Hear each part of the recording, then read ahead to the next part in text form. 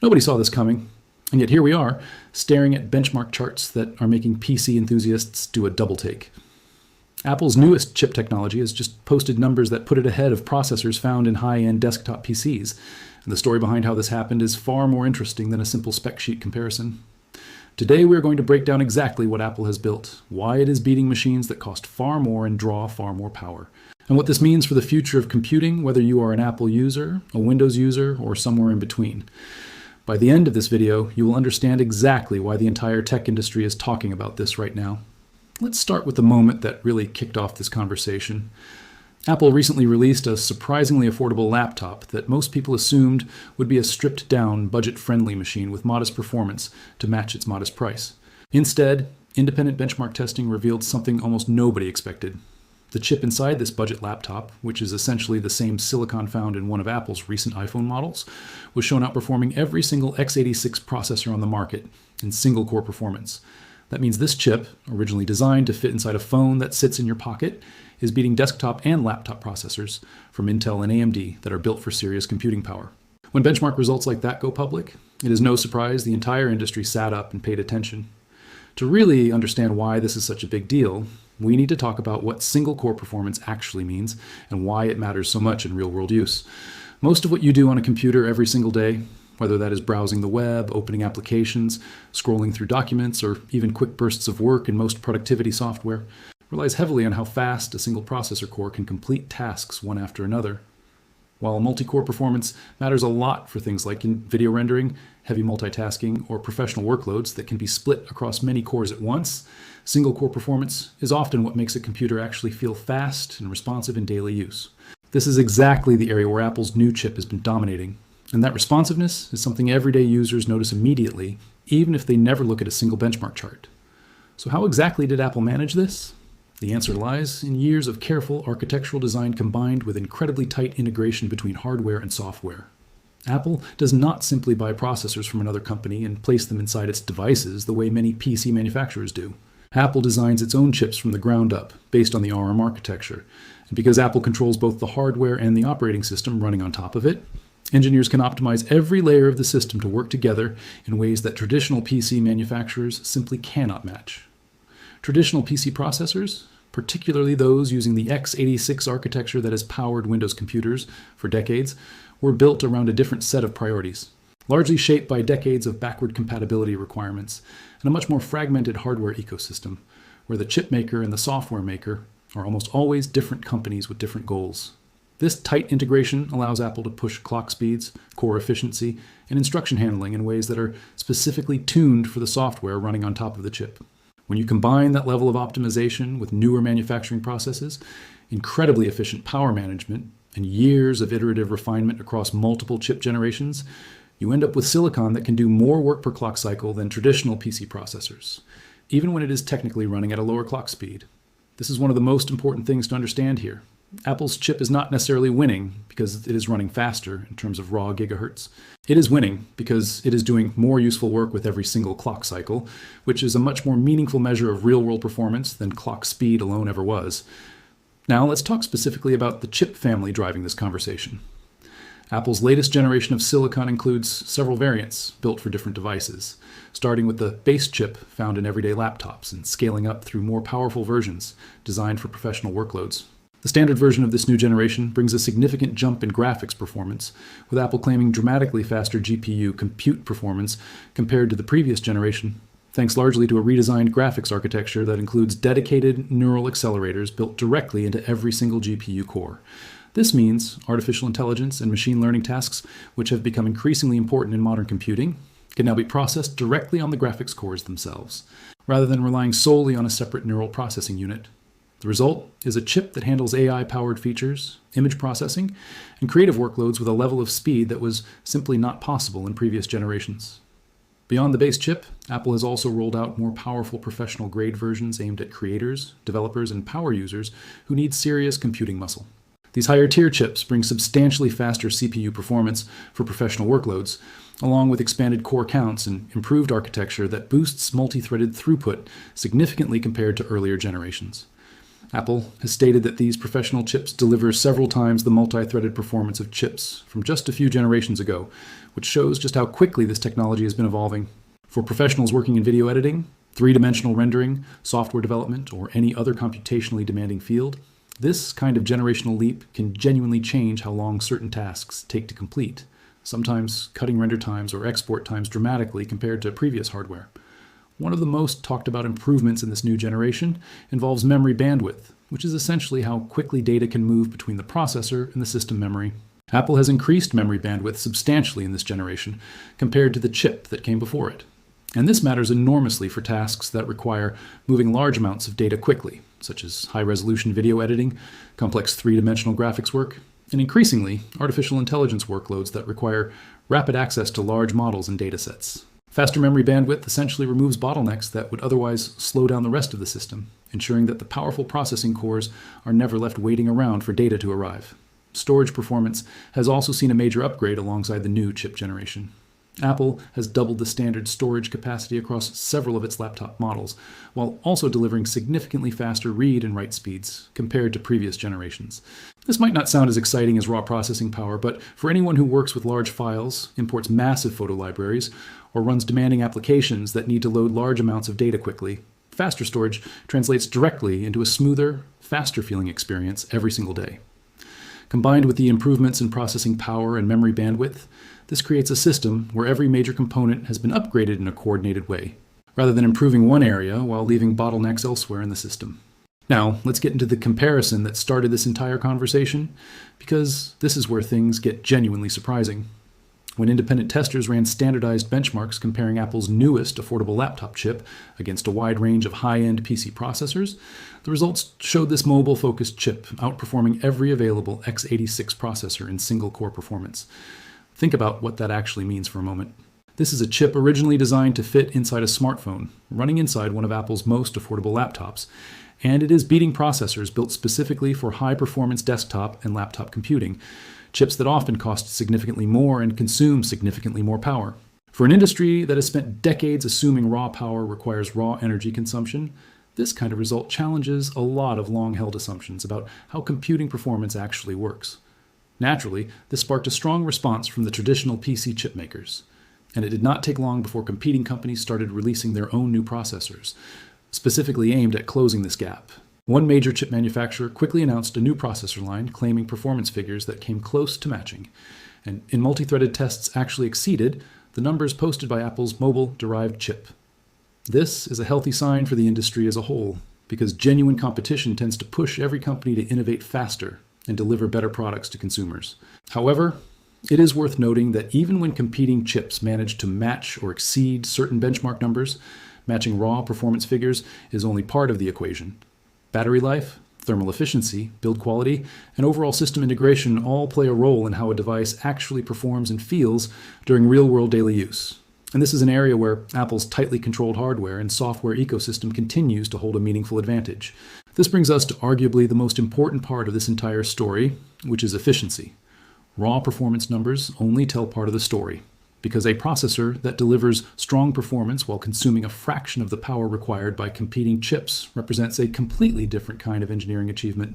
Apple has repeatedly emphasized that its silicon can match the performance of competing PC chips while using dramatically less power, sometimes delivering the same level of performance using roughly a quarter of the energy that comparable PC chips require.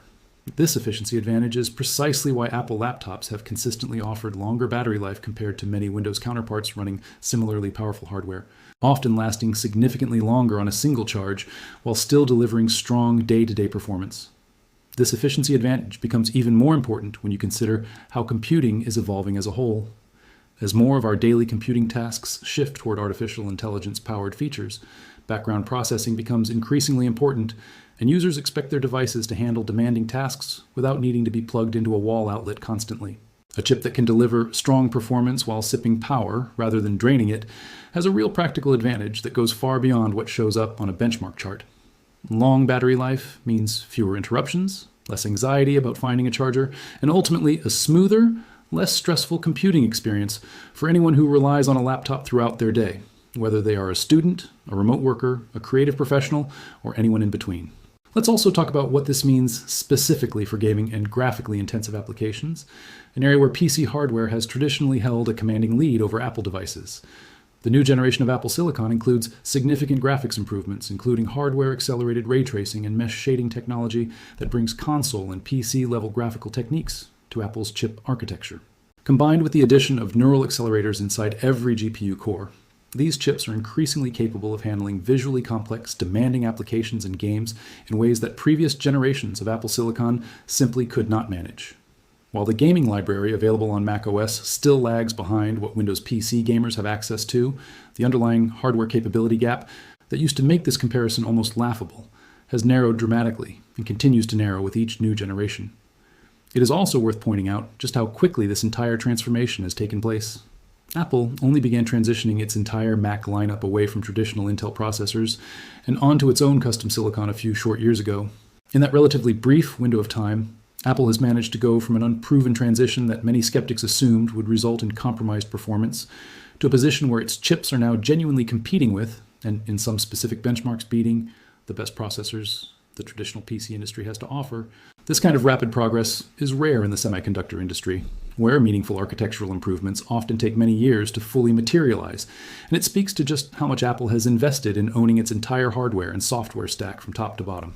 For everyday consumers trying to figure out what any of this actually means for them, the practical takeaway is fairly straightforward. If you are someone who values a fast, responsive, long-lasting laptop for everyday tasks like browsing, writing, video calls, and light to moderate creative work, Apple's current generation of chips represents one of the strongest options available on the market today, often outperforming similarly priced or even more expensive Windows machines in real-world responsiveness and battery life. If your priorities lean more toward gaming with the widest possible game library, extensive hardware customization, or specific professional software that remains Windows exclusive, traditional PC hardware still holds meaningful advantages in those specific areas. The good news for consumers overall is that this increased competition is pushing both sides to improve faster than they might have otherwise, which ultimately benefits anyone shopping for a new computer, regardless of which ecosystem they prefer. There is also a broader industry story happening here that goes beyond just Apple versus traditional PC manufacturers. The success of Apple's custom silicon has renewed interest across the entire technology industry in ARM-based computing architecture as a viable alternative to the x86 architecture that has dominated personal computers for decades. Other major technology companies have been investing heavily in their own custom ARM-based chips for laptops and even data center applications, inspired at least in part by the success Apple has demonstrated with its own silicon transition. This growing interest suggests that the entire personal computing landscape could look meaningfully different in the coming years, with more manufacturers exploring custom silicon designs rather than relying exclusively on off-the-shelf processors from a small handful of traditional chip makers. This shift also has interesting implications for artificial intelligence, which has become one of the most important battlegrounds in the entire technology industry. Modern AI workloads, particularly those involving on-device processing, rather than relying on cloud servers, benefit enormously from dedicated hardware acceleration built directly into the chip. Apple's approach of embedding neural accelerators throughout its GPU cores, combined with a dedicated neural engine capable of performing trillions of operations per second, positions its hardware well for the growing shift toward on-device artificial intelligence features. Apple has made bold claims about dramatic improvements in AI-related tasks with this new generation, including significantly faster language model processing and substantially faster AI-powered image generation compared to earlier chip generations. As more everyday software begins incorporating AI-powered features directly into the user experience, having hardware specifically optimized for these workloads could become an increasingly important differentiator between competing computing platforms. Of course, no story about a leap forward in technology is complete without acknowledging the limitations and the healthy skepticism that should accompany impressive-sounding marketing claims. It is worth remembering that Apple, like every technology company, selects the specific benchmarks and comparisons that showcase its products in the most favorable light possible. Independent, third-party testing remains essential for getting an accurate, unbiased picture of how these chips actually perform across a wide range of real-world tasks, rather than relying solely on the curated statistics companies choose to highlight in their own marketing materials. The good news is that, in this particular case, independent benchmark testing from respected technology publications has largely confirmed the core claims, showing Apple's newest affordable chip genuinely outperforming x86 competitors in single core tasks, which lends significant credibility to the broader story surrounding this generation of Apple silicon. It is also worth remembering that benchmarks, while useful, do not always perfectly reflect real-world usage patterns for every single person.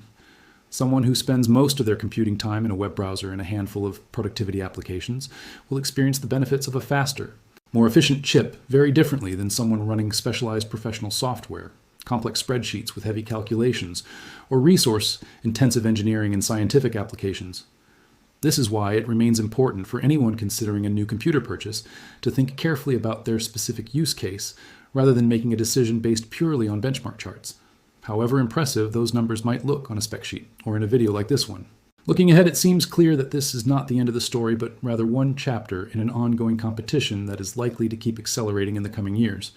Apple has already signaled that even more powerful versions of this chip generation are on the way, aimed at professional desktop workstations and high-end creative workflows that demand the absolute maximum performance Apple silicon can currently deliver. At the same time, traditional PC chip manufacturers are clearly not standing still, rapidly developing new processors specifically designed to close the gap that Apple's recent benchmarks have exposed. This kind of intense competition tends to be excellent news for consumers because it forces every company involved to push the boundaries of what is possible, rather than settling into comfortable incremental yearly updates. There is also the question of what this means for software developers and the broader technology ecosystem. As Apple silicon continues improving at this rapid pace, more developers have strong incentives to ensure their applications are properly optimized to take full advantage of this architecture, rather than treating Mac support as an afterthought. Improved software optimization tends to further widen the practical, real-world performance gap beyond what raw hardware benchmarks alone would suggest, since well-optimized software can make dramatically better use of the underlying silicon than software that has not been specifically tuned for it. This creates a positive feedback loop where better hardware attracts better software optimization, which in turn makes the hardware feel even more impressive in daily use than benchmark numbers alone would indicate. For anyone in the market for a new computer right now, this entire situation presents a genuinely interesting moment to be a consumer. Competition between Apple and traditional PC manufacturers is intensifying in a way we have not seen in years, and that competition is translating directly into better products, more innovative features, and increasingly compelling options across every price point, from budget-friendly laptops all the way up to professional workstation class machines. Whether you ultimately choose to stick with the ecosystem you already know or consider switching to try something new, the fact that this level of genuine innovation and competition exists in the market right now is good news for absolutely everyone shopping for a computer, regardless of which brand ends up winning your business in the end. So where does this leave us? Apple's newest chip generation has demonstrated that a processor originally built for a smartphone can outperform dedicated desktop and laptop processors from established PC chip makers in certain important performance categories, all while consuming a fraction of the power those competing chips require. This is not simply a marketing claim, but a result confirmed through independent benchmark testing that has caught the attention of the entire technology industry. Whether this specific advantage holds steady, narrows, or even reverses in the coming months as competitors respond with their own new hardware remains to be seen. But what is absolutely certain is that the era of assuming traditional PC hardware automatically holds an unquestionable performance advantage over Apple silicon is officially over. The competition happening right now between these two approaches to computing is reshaping the entire industry in real time. And as consumers, we are the ones who ultimately benefit from watching two of the most innovative segments of the technology world push each other to build faster, more efficient, and more capable machines with every passing generation. Let's take a closer look at how this affects the professional creative community specifically, since this group of users has traditionally been one of the most performance-sensitive audiences in the entire computing world. Video editors, photographers, three-dimensional artists, and audio producers all rely on their machines being able to chew through massive files quickly and reliably, often for hours at a time without slowing down or overheating. With the improvements in memory bandwidth, storage speed, and graphics processing found in this new generation of Apple silicon, many professionals in these fields have reported noticeably faster export times, quicker file imports, and smoother real-time playback when working with high-resolution footage or complex layered projects. For someone whose income depends directly on how quickly they can turn around a finished project, even a modest percentage improvement in rendering or export speed can translate into meaningful time savings over the course of a single week, let alone an entire year of professional work. Battery life deserves its own moment of attention here as well, because it is easy to get lost in raw performance numbers and forget just how much daily impact battery efficiency actually has on the average person's life. Imagine sitting in an airport terminal, working through a long flight, or spending an entire day at a coffee shop without ever needing to search for an outlet. Apple's efficiency-focused chip design means that many of its laptops can now comfortably deliver well over 15 hours of real-world battery life under typical mixed-use conditions, and in some models even approach 18 hours or more. Compare that to many traditional Windows laptops equipped with high-performance x86 processors, which often struggle to consistently clear 8 to 10 hours under similar real-world conditions, especially when running demanding applications. This gap in battery efficiency is not a minor footnote in this story. For millions of people who use their laptops away from a power outlet for large portions of their day, this practical advantage can matter just as much, if not more, than any single benchmark score. Let's also address a common misconception that tends to come up whenever these comparisons circulate online. Some people assume that because Apple's chip uses ARM architecture instead of the traditional x86 architecture found in most Windows PCs, software compatibility must be a significant ongoing problem. While this was a legitimate concern during the earliest days of Apple's transition to its own silicon several years ago, the software ecosystem has matured considerably since then. The vast majority of popular applications have been fully updated to run natively on Apple Silicon, taking full advantage of the performance and efficiency benefits this architecture offers, rather than relying on translation layers that can introduce performance penalties. For applications that have not yet been updated, Apple's translation technology has become remarkably efficient at running older software designed for previous chip architectures, often with minimal noticeable performance impact for typical everyday tasks. This means the compatibility concerns that once made switching to Apple Silicon feel risky have largely faded into the background for most mainstream users. Another angle worth exploring is how this entire situation is influencing pricing and value across the broader laptop market. When Apple can offer a laptop at a genuinely affordable price point that still delivers chart-topping single-core performance, it puts real pressure on competing manufacturers to justify their own pricing, particularly for machines that fail to match this level of performance, despite sometimes costing more. This kind of pricing pressure tends to benefit consumers across the entire market, not just those who end up buying an Apple product. When one manufacturer proves that strong performance does not have to come with a premium price tag, competitors are forced to either lower their own prices, improve their own performance, or find some other way to justify the value proposition they are offering. Either way, the end result tends to be better options and more competitive pricing across the board, which is exactly the kind of outcome that benefits everyday shoppers, trying to get the most value out of their next laptop purchase. It is also worth considering how thermal design plays into this entire story, because raw processing power means very little if a chip cannot sustain that performance without overheating or triggering aggressive throttling. One of the quieter but genuinely impressive aspects of Apple's chip architecture is how well it manages heat, even in thin, fanless, or lightly cooled designs. Because the chip is so much more power efficient than traditional x86 processors delivering similar performance, it generates significantly less heat under sustained workloads, which means Apple can build thinner, lighter, and quieter laptops without sacrificing performance the way many PC manufacturers have historically had to when trying to fit powerful processors into slim chassis designs. This is part of why some of Apple's most powerful laptops can operate almost silently, even under heavy workloads, while comparable Windows machines running high-performance chips often require aggressive, audible cooling fans to maintain similar performance levels over extended periods of use. Let's also touch on the enterprise and business computing angle, since this is a massive segment of the overall computing market that often gets overlooked in consumer-focused discussions like this one. Businesses purchasing laptops for their employees care deeply about total cost of ownership, which includes not just the upfront purchase price, but also ongoing costs like device longevity, battery replacement needs, repair frequency, and IT support overhead. Chips that run cooler and more efficiently tend to experience less thermal stress over their lifespan, which can contribute to longer device longevity and potentially fewer hardware-related support tickets. Over the years, a company keeps its devices in service. As more businesses take note of the performance and efficiency advantages demonstrated by this new generation of Apple Silicon, we may see continued growth in enterprise adoption of Apple devices, a trend that has already been building steadily over the past several years across many industries. There's also a sustainability angle to this conversation that deserves mention, even if it does not always get as much attention as raw performance figures. Chips that deliver strong performance while consuming significantly less power have a smaller overall energy footprint across the millions of devices they end up powering worldwide. When you multiply even a modest reduction in power consumption per device across the tens of millions of laptops sold every single year, the cumulative environmental impact becomes genuinely significant.